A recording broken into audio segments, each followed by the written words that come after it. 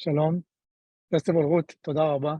Spoke very clear, very smart points. And shalom to all of you. There's many faces that I didn't saw for a long time. And I hope that everything is okay with you. I'll just say that I'm ahead of a division in Israel. If you remember, I grew up in the Israeli Navy SEALs, and today I'm establishing the mobile unit of Pikud HaOref. I don't know how to say the name of Pikud HaOref. Anyway, but in 2 weeks, I recruited more than 900 mobile cars that changed the phase of my unit, the change of all the unit of Pikud HaOref, game changer. Most of it for the kibbutzim moshavim that are far away from everything, for the next time that we will see something like we saw in the Gaza Strip.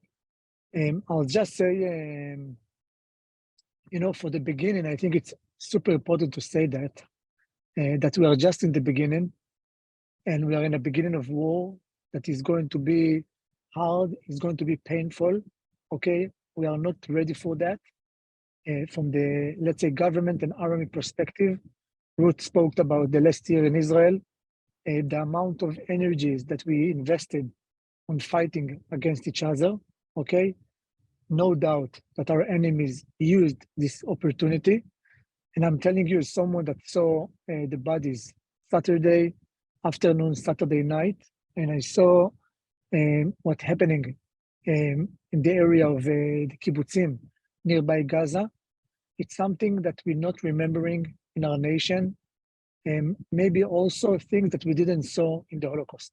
Okay, my grandmother, we just met for 7 minutes last Friday, first time I came back home. She told me, Yoel, I hear that they did things that I never saw, even though I thought that I saw everything when I was in the Holocaust as a children, as a girl, like a young girl. I'm telling you what I hear that they did now, it's harder and more bad that I could ever imagine. And I'm telling you that I saw movies and I saw it by my eyes, okay, things that hope that no one of you will see that ever, but just to tell us and to remind us that we are all under attack. It's attack of the Jewish nation. Israel, it's just a symbolic, we are in the center of it, okay, but it's attack against all of us.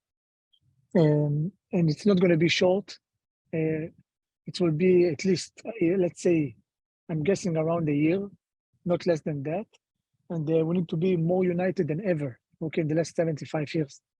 It's not, when Ruth spoke about the people that they buy guns, people say that the instincts, it's the amount of knowledge that people carry during all of their lives. And you see the instincts, okay, of the people that live in Israel, there is a feeling, okay, that the attack is going to come from all over, from East, from the Israeli Arabs, from all over the place. So I hope it's not going to happen, but we need to be ready for any scenario. So I'm just starting with that.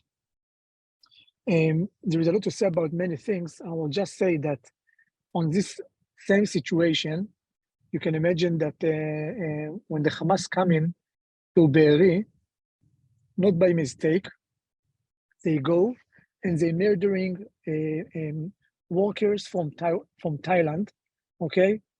And taking everything in videos to make sure that it will be all over the media, that everybody will see what they did to the Thai workers. And immediately we see thousands of thousands, okay? There is like airplane, traffic of Thai workers to go back to Thailand.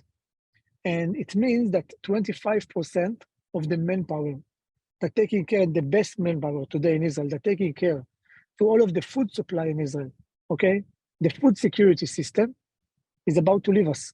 This is the situation. There is areas for sure in the upper of the Galilee, in the eastern Negev, western Negev, and already you can see that also in the Arava Desert.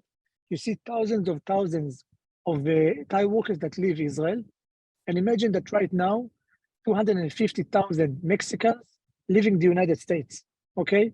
I can tell you what's going to happen. Immediately, 70 to 80% of your food is going to be destroyed, okay, without no one that will come and pick it, okay? And then the security system of the food supply okay, becoming into a routine that can be very, very bad, that I can't tell you how it's can end, okay? Or what can, protect your food supply system. So this is exactly what can happen in Israel just right now. And I don't know if you remember that, how much of you was aware to that.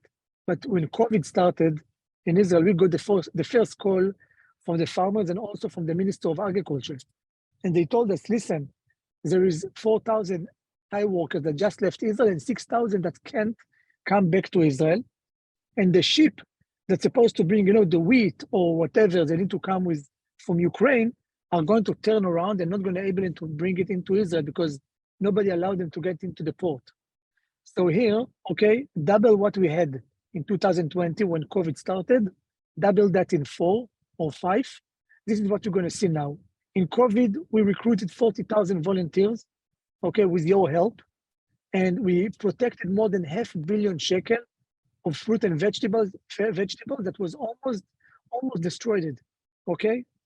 What we did then, it was the first training for what we're going to have to do right now. We need to build divisions of volunteers, boys and girls from the age of 16, okay, to the age of 65, 70, people that are willing to come for at least 3 days, 1 week, 2 weeks, okay, to leave everything and just to go all over to hundreds of farmers, farms, and to literally protect our food and protect their farms. Actually, also many of their farmers, it's people that was fighting all over and got killed, or people that are serving now in the reserve. And I'll give you just one small story. There is one of the most beautiful Israel person that you can ever imagine. Was a very close friend of mine. His name is Eliran Al-Muznino. Eliran Al-Muznino is from a place that's called Kmehin. Kmehin, it's a part of the area that's called Pithat Nitzana, just over the border with Egypt. He was one of the first guys that left everything, okay, grow sheep and doing tourism, agri-tourism in his farm. He left everything, everything behind, and he was one of the first ones that got to the area on the west area of Gaza and got killed in the fights. Left behind him 4 kids and a whole, business of agricultural farm. Today, right now, we have 12 girls, okay, that took over the farm and holding the farm 24/7. Everything that needs to be taken care to make it still work and to make it, not closing down or falling down. Okay, the sheep, the greenhouses, everything that you can imagine. So take only this small story and double that right now at least 500 times. Okay, at least 500 times. And I can tell that I think that a week from now, it will be 1,500 times. Okay, so I'm telling you that we are in a beginning of a huge crisis that can influence directly on the Israeli food security system. And this is what we are working on right now. This is the main focus of the Shomer HaChadash. This is what we are doing. And Baruch Hashem, there is a lot of manpower that doing patrols in most of the areas. We're helping to the family farms that are completely alone, but the farmers, let's say from the protecting part, let's say they are now a lot more safe, but from the manpower, they can really get into a situation that they are collapsing 3-4 weeks from now, not more than that. And so it's let's say it's not a marathon, it's a sprint that we need to take right now. And this is what we are focusing on.